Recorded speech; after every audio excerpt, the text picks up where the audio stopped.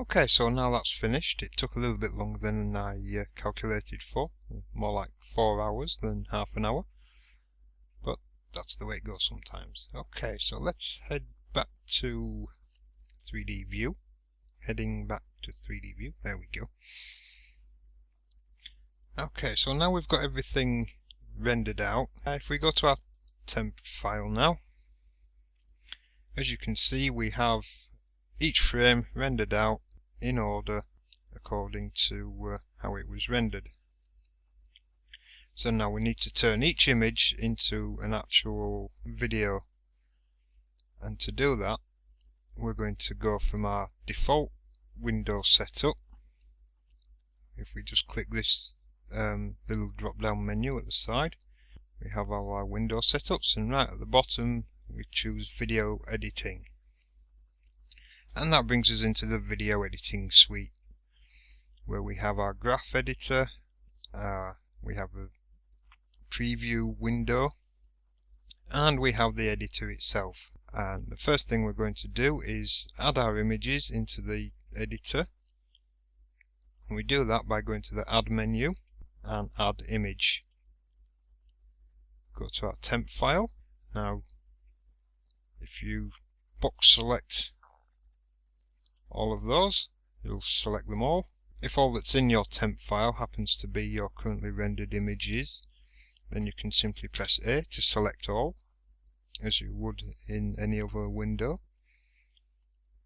Bearing in mind, if you do have a collection of other images stashed away in your temp file, doing that will select those as well, so box selecting would be the best option in that case. Of course, sometimes you can have several groups of images rendered in your file that you haven't deleted at this time, or you might have some downloads that you've been using in the project, or some other stuff.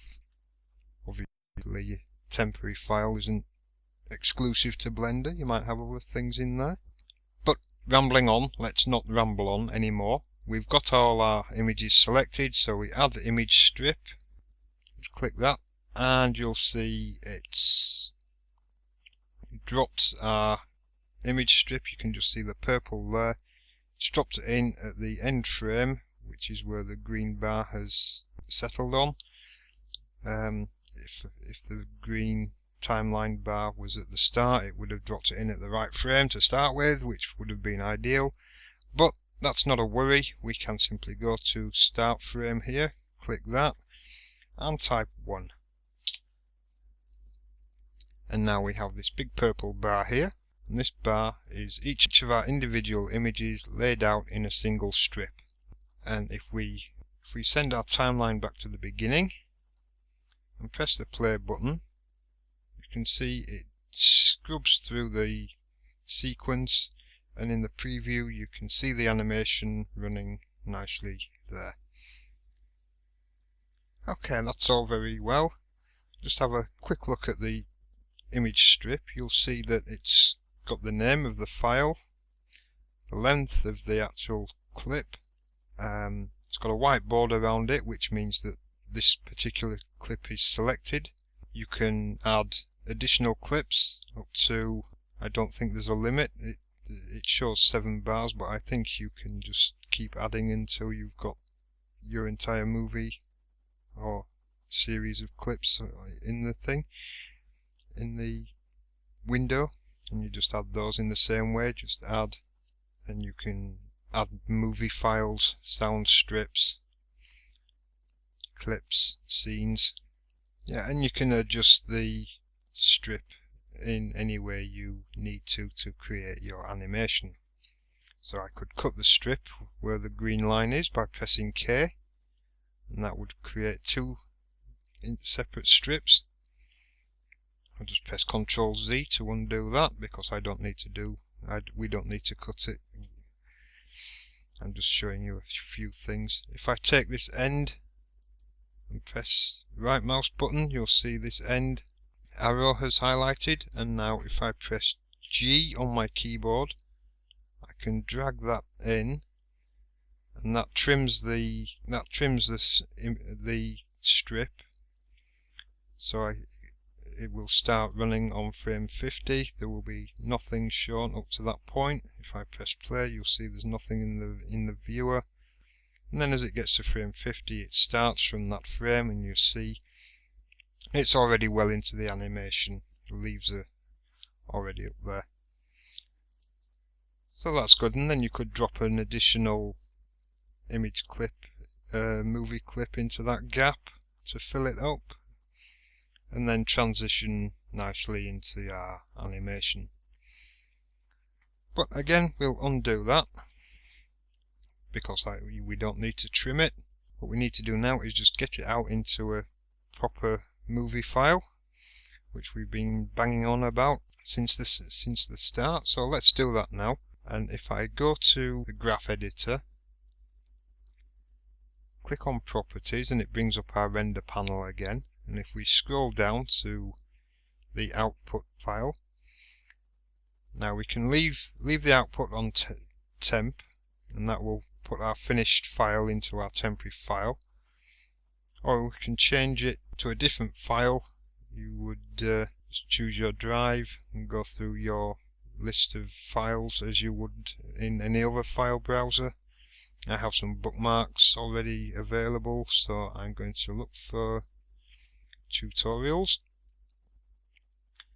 I'm going to give it a name, because by default it will simply just use the file name that you used previously, which by default is simply the frame numbers. So we want something a bit more exciting, so let's call it car animation, because that's how exciting I am, really. That's how I roll. Click accept. Now we check that, and yep, we want to switch from PNG, and we can choose a movie file. You can choose whether to use an MPEG, Xvideo, and each of the different options will give you a different quality and file size. Generally I use the H.264, which is a QuickTime format, I believe. I just find that seems to work best for my system. You can play around with that and find out which is best for your system. Now, one thing we don't have to worry about on this is sound, because we don't have a sound strip. I could go in and, let's see, just for a bit of playtime, add sound. Let's see, where would I find a sound strip? There's a sound strip. Totally irrelevant for what we're doing, but this is how it looks when you add a sound strip. You get this blue strip, and that's linked to the... No, I don't think... no, it's not linked. It just goes on the same thing. But if we press play, you can hear some oddness in the background now. It's totally nothing to do with what we're watching. That was just to show you the difference between sound strips and image strips. So we'll delete that strip because it's silly. You probably didn't even actually hear anything because my microphone is not set up to hear my monitor. So that whole rambling nonsense was a waste of time, probably. I might edit it into the actual video when I get to editing this video. Yeah, so we've done that. So encoding is the thing we need, and we can change the bit rates, how much information it contains. I have no idea what a GOP size is, or the rate, or any of this. This is all meaningless. I just leave these at default. The important bit is the audio codec. And by default it's set at none, so if you've spent several hours putting yourself a nice soundtrack together and you render it out from the default settings, you will have no sound and you'll have to render it out all over again. So if you've got a sound strip, click on the none, and then you can choose an MP3 or any of the other codecs to apply into your thing. MP3 is probably best as it plays on most players, but we don't need it in this one, as I say, with no sound. So I'll choose none, and then all that remains is for us to click animation once again, and it'll take those images and put them into a video file. So I'll do that, and as you can see, it's clicking through quite rapidly. It'll only take a very short amount of time, this. And that's it. We are finished. We're all done. Everything is over. So I'll just give you a quick recap while that's doing its thing. We can happily head over to the default mode while that renders out, I hope. Yeah, the sequence is still rendering away there. Now, if we think about what we've done, we've actually done quite a lot. We've learnt how to download and install the software. We've learnt how to model a basic cube into a recognizable shape using the grab, extrude and rotate tools. G to grab, R to rotate, E to extrude, S to scale. We've learnt how to add objects and model them, and we've learnt how to add a particle system. We've learnt how to use that particle system to create instances of a pre-made object. We've also learnt how to add an emission particle and how to use force fields to affect those emissions. We've also learnt how to texture and set up our lighting, and we've just right now learnt how to use the editing suite to put our finished animation together. There is nothing left to teach you. Go send your CVs into DreamWorks and Pixar, and don't forget to give me a mention when you're accepted. Okay, yeah, that's not quite true, is it? You've got a hell of a long way to go before you can actually call yourselves a pro, but what we have done is made our first basic steps, and we have got something, a finished product that we can actually be proud of. And if this was my very first thing that I'd done in Blender, I'd be quite proud of it. If you'd seen some of my first works, you would understand. Yeah, but from here on in, we will be going into more detail. We'll be looking at creating more realistic images, realistic shapes, we'll be doing cartoony things. We'll introduce you to curves and maybe NURBS. NURBS, that's a good word, isn't it? All it is just a different type of curve. A NURBS curve. I love that word. Useless things that they are, but it's a good word. Okay, yeah, there is so much more to learn in Blender, and we'll be covering that in future episodes in more in-depth projects. I'll also be continuing a beginner's level of tutorials, just simply showing you the different tools and what you can do with them. Like, we didn't even touch on the spin tools. Let me just bring up the toolbar. See, we have all these other tools here, like subdivisions, spin tool, screw. We didn't look at the knife or the projection tools, B surfaces, loop tools. Yeah, we are all finished. Our sequence render has done its thing.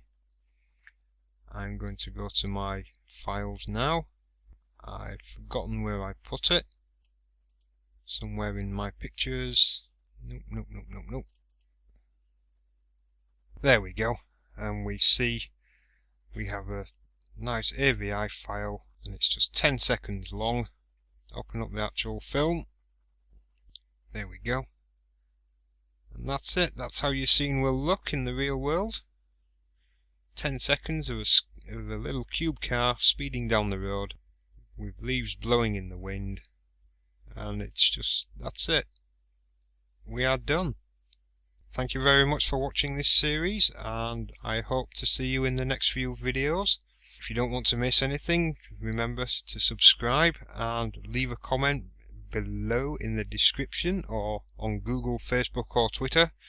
We now have an actual community page on Google Plus where you can post up your videos and your experiences with this series, and feel free to ask any questions and just keep in touch. We will see you then. Thank you very much and good night.